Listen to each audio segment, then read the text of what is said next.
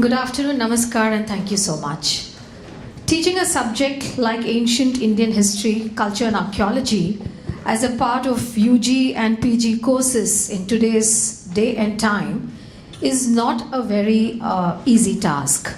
Because education today, and especially when you're looking at subjects, typically has this kind of a link with what is it that a student needs to be doing, or what are the kind of job opportunities that is available for a student after he or she graduates with a particular subject. Now that's the way it is. So there's no turning around and there's no criticizing the situation, because that's what all of us are dealing with. So when you have a subject like ancient India and you're looking at the cultural history of this country, which can be traced back to about 4500 BCE to present day, and also explaining the topics and explaining the subject matter in it, whether it's philosophy, whether it's ancient Indian literature, whether it's social history, art, architecture, in a way and manner that it makes some kind of a relevance in today's day and age with the kind of exposure that students and youngsters have is quite a challenge. But having said that, our country, our subcontinent, which used to be called as Jambu Dvipa, has so much of sources to offer. The sources that we have is both in what we would call as literary as well as archaeological sources, and studying those sources with a right kind of research material, interpreting it with a kind of a logical understanding, keeping the multicultural aspect of our country very much in view, is the need of the hour. So what I'd like to say, my friends, is why can't we have a system in education where we have some kind of a synergy? A synergy in a system where we are looking at a student or a coursework where you're studying Shakespeare, you're studying Milton. Along with that, you also study Anabhigyana Shakuntalam, a Bana's Harshacharita, or a Bhasa Swapna Vaswadatta. When I teach this paper, literature, with my students, initially there's always this a little bit of a skepticism. My God, ancient Indian literature, what is it that we're going to be studying? Because it's not known, it's not kind of there all over. It's not the kind of topics that students and youngsters will be studying as a part of their regular education right from the time that they are in the junior classes. So when we start the coursework, there's always that skepticism. But when we begin reading the plays, when we begin reading the textual material, when we start taking our students and youngsters to the sites and see the sculptures and see the paintings, the interest absolutely doubles. To the extent that when I say, okay, because of a paucity of time, I might be taking one chunk or maybe one part of the play, I have my students telling me, no ma'am, let's please continue with the entire play, let's read the entire text.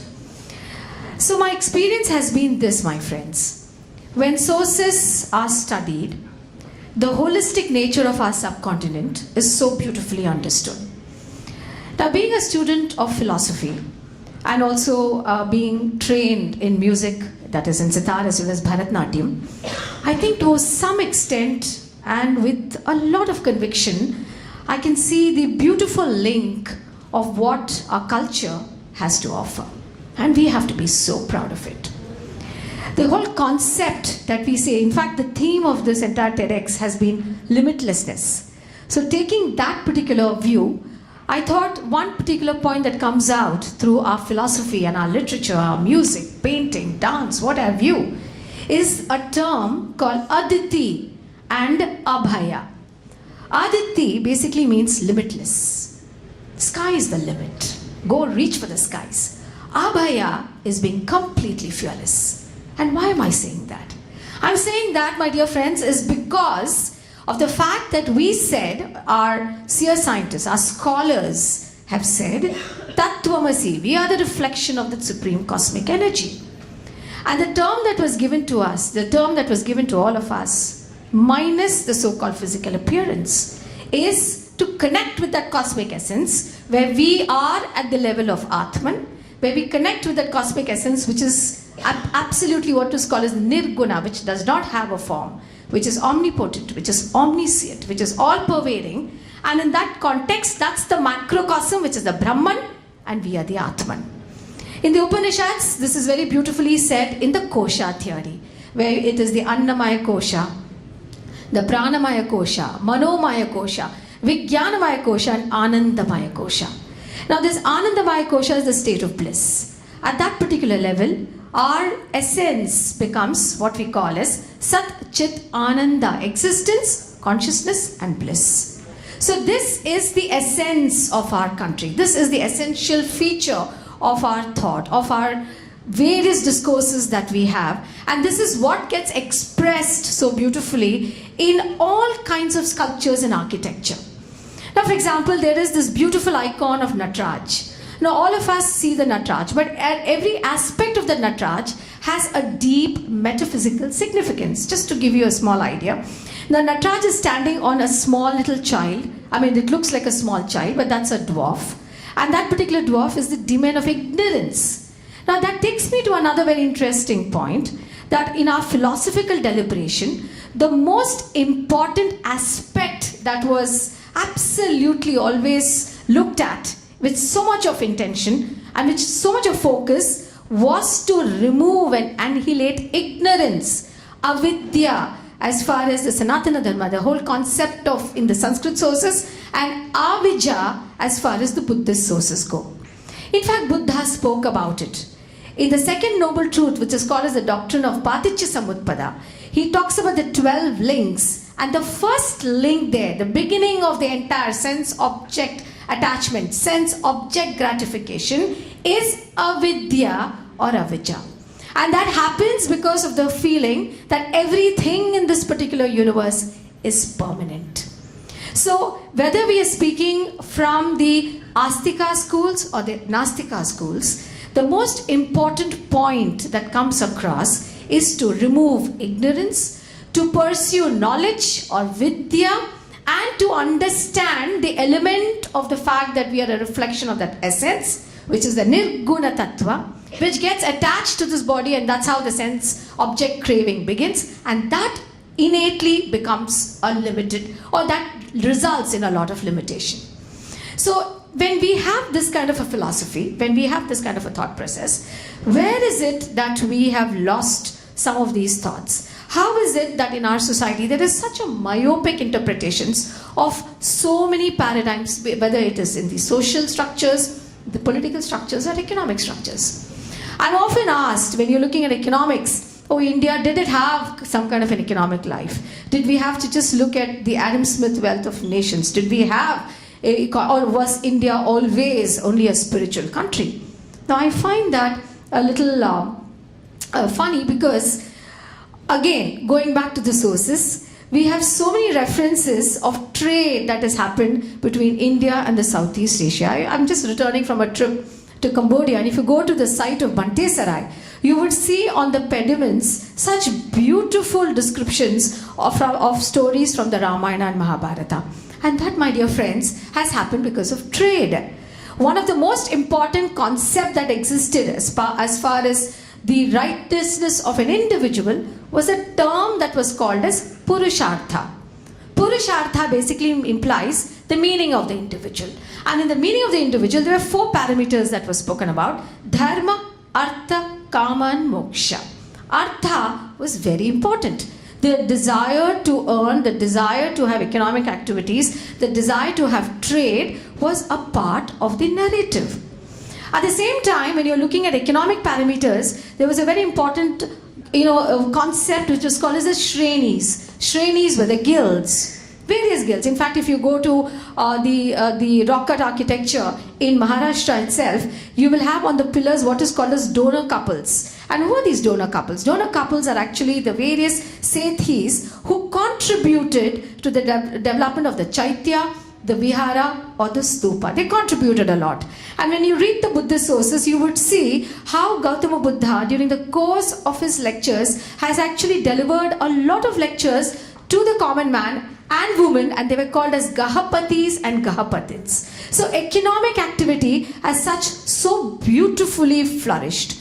At the same time, when you see this economic activity during the time of the Chola period, the trade that existed. In fact, do you know, my friends, there is a text called Mahayukta Kalpataru. That particular text deals about how ships used to be constructed. In fact, there are such exhaustive references that we get as to how luxury ships also existed. So in the space of economic activity, we see that so beautifully illustrated in either our literary sources as well as in our archaeological sources. Now the concept of knowledge, which I just mentioned, which is Vidya, existed from the fact that we know that the Vedic term Veda itself comes from the knowledge, the term Vid, which is knowledge.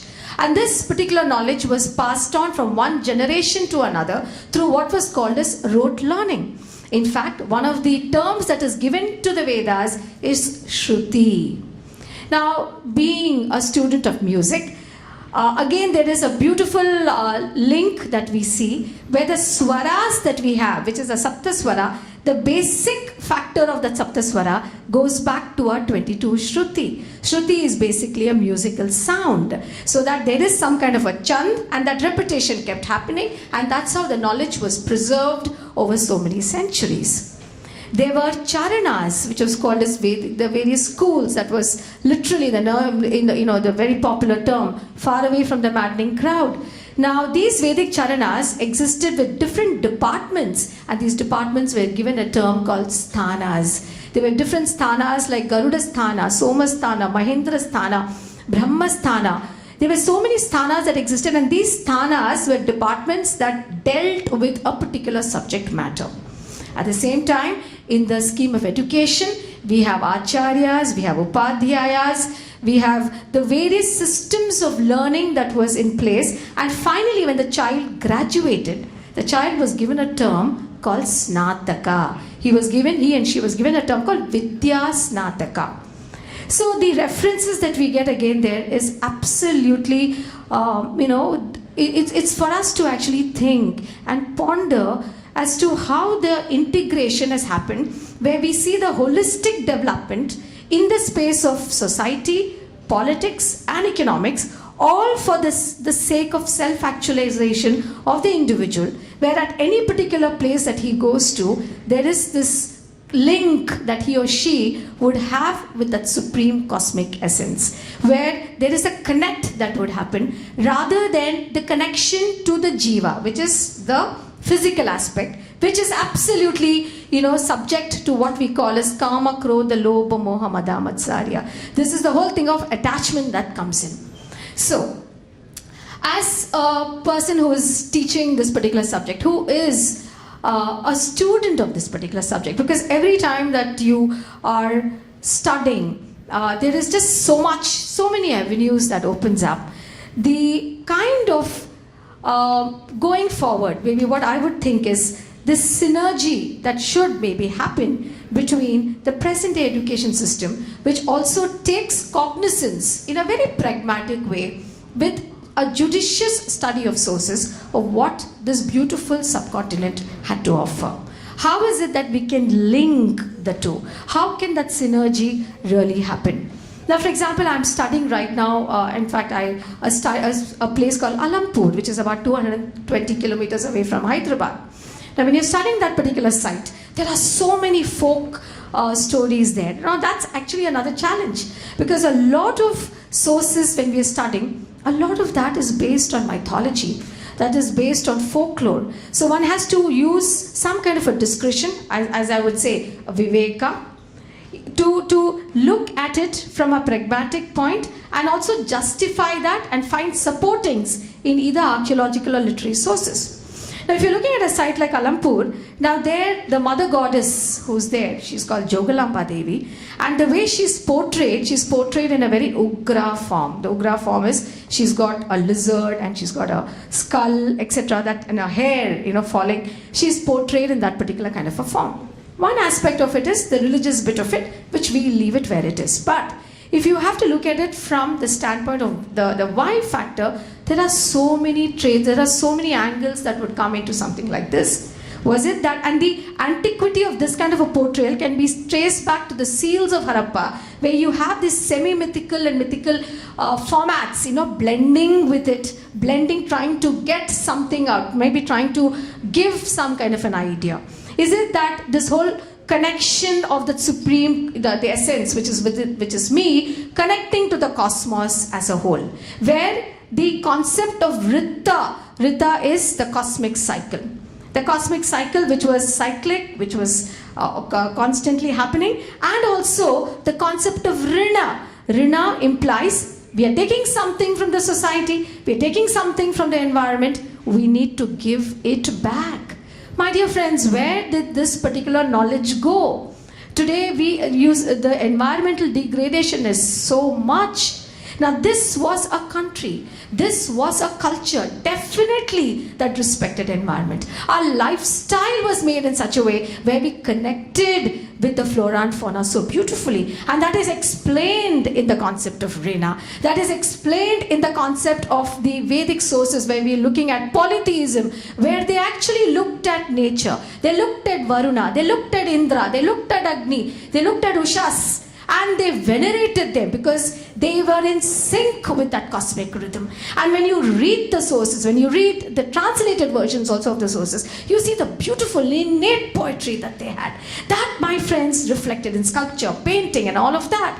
So when we are looking at a particular a system or a cult or a religion, as discerning people, as those of us who are looking at a particular paradigm to understand a knowledge, to understand the intangibility, the intangible essence that exists before the tangible, one needs to take the time out to research and find out. One cannot just pass away with what X, Y, A, B, C, D are saying. As discerning people, we need to understand. As discerning individuals, we need to probe and follow up. And today, the material that is available is quite a bit. Today, internet, as I would say, the Google God, the Google Guru, is definitely a solid source for finding out a lot of material. In fact, thanks to the kind of technology, a lot of libraries are giving a lot of these primary sources as in the form of PDF. Those things are at the click of your hands, and some of that are actually primary sources. So when you are studying or when you are looking at Indian culture, when you're looking at interpretation of Indian philosophy, of the holistic nature, the sources that we have is quite a bit. So that brings me back to this whole concept of limitlessness, where we're looking at Abhaya as well as Aditi. Now in the philosophy